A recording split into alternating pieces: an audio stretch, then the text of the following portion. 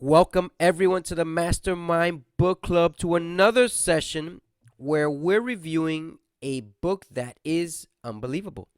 Why is it unbelievable? The title of the book is How to Analyze People on Sight. How to Analyze People on Sight. Written by the authors, I'd say they are brothers, Benedict. These two people wrote this book in the 1920s, and it was a different time, a different era, where things were perceived in a way that we are not accustomed to listening to them. But I do ask you to listen to what this book is about from the members in our mastermind book, starting out with Charles. Hey, good evening, everyone.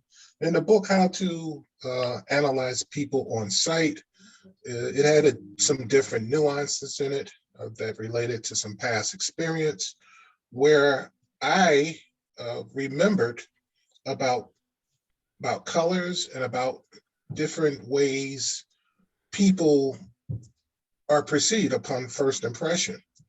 The book goes into different strategies or different areas where you might not understand it at first, but at the end of the book, it gets kind of better and it's a lot clearer. So you have to give the book a chance and let it go towards the end.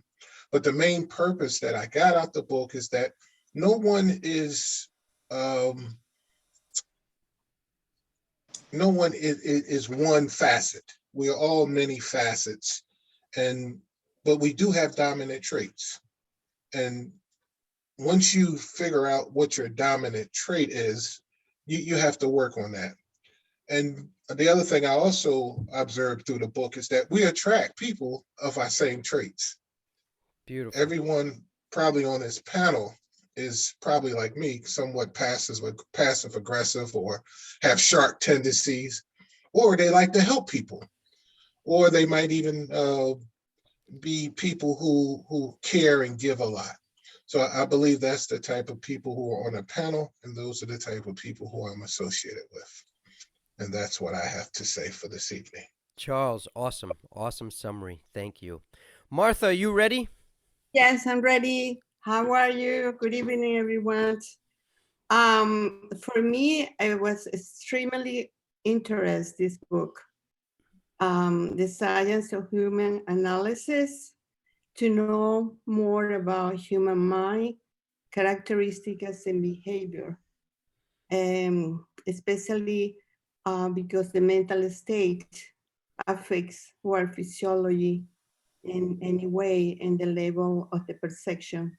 For me, we're all connected, like Mother Nature, the universe, and human being, and all connected and affect each other. That's what I get for this book. Wow. Beautiful, Martha. Thank you. Thank you, Martha. Reggie. Yes, sir. How do we analyze people? Very interesting book in terms of the way that it's looking at people and how they behave. It's basically looking at it from a genetic basis, whereby from that genetic basis, a code that you can basically understand and gather or be able to assess how a person is going to behave individually. And they basically consolidate this into 5 different human types. And within that, you do have these various human types, whether we want to think of this book as something that's pseudoscience or what have you. I mean, there is a pretty good basis here, and you can extrapolate from this or take from this. You have individuals who go across these various human types, and none of us is one individual human type, as has been mentioned. But within that, so we all sort of take from each of these human types, and then we are sort of behaving and acting in accordance to what the book is pronouncing. So, I mean, it's interesting stuff. It was pretty strong, some various viewpoints, some of which maybe you take with a grain of salt, some of which you may actually say, oh, I can actually identify this within myself. Because, I mean, I think there is always some truth in pretty much everything you're able to, read or even to be able to sort of gather information from.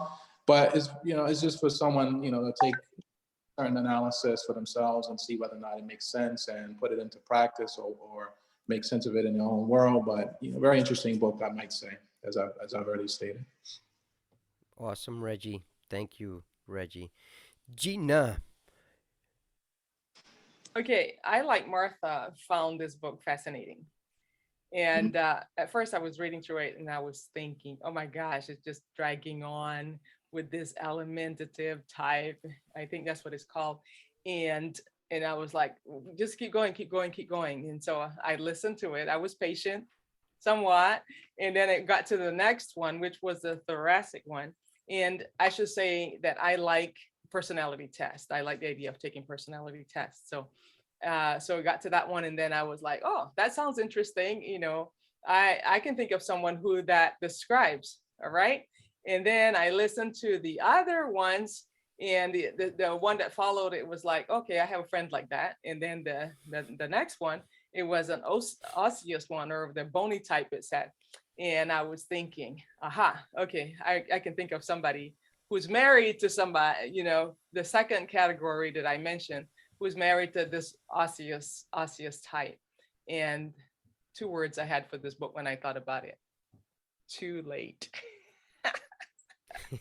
Because those 2 types married each other. and on there she was like, they should never marry each other. They should never ever even think of it. So anyhow, I thought that was fascinating, and I got a good grin out of that. Thank you, Gina. Thanks, David. Very funny. And that's, hey, that's reality. Are they still together? Yes. All right, all right. Now, the title says it all. How to analyze people on sight. Sight meaning visually. This book was written at a time where you were judged by the way you appeared, and there is good and questionable things out of it. There are 5 ways, specific ways or extreme ways that you were measured back then. One of them is the alimentative. The other one was the thoracic, the muscular, the osseosis, and the thinker type. But this is what I got out of this book. If you were ever going to an interview, most people say, I hope I get this job, I hope I get this job, I hope I get this job. Very few people will say or actually question, what am I going to get out of this job? What am I going to give into this job? How will I expand in this job? If you ask the right questions, how to analyze people on site tells you that just visually, you have to look internally to ask yourself, what is it that you want out of whatever opportunity or obstacle you're presented with? Most of us become like a deer right in front of whatever it is that we want, and we don't know what to do next. We just got to keep asking questions until the right question gives us a lure into an answer that we need to listen to. Does that make sense, or am I losing you all there?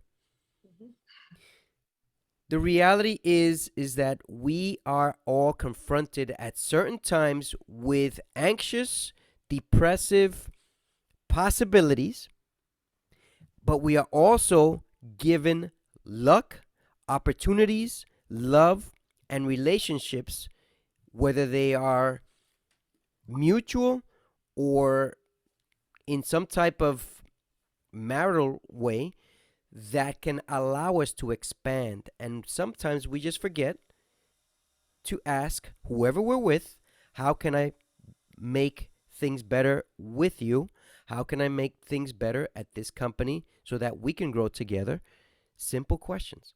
That's what this book is intended to say, but at the same time, it relays a message that some people will take on a tangent, and it's true.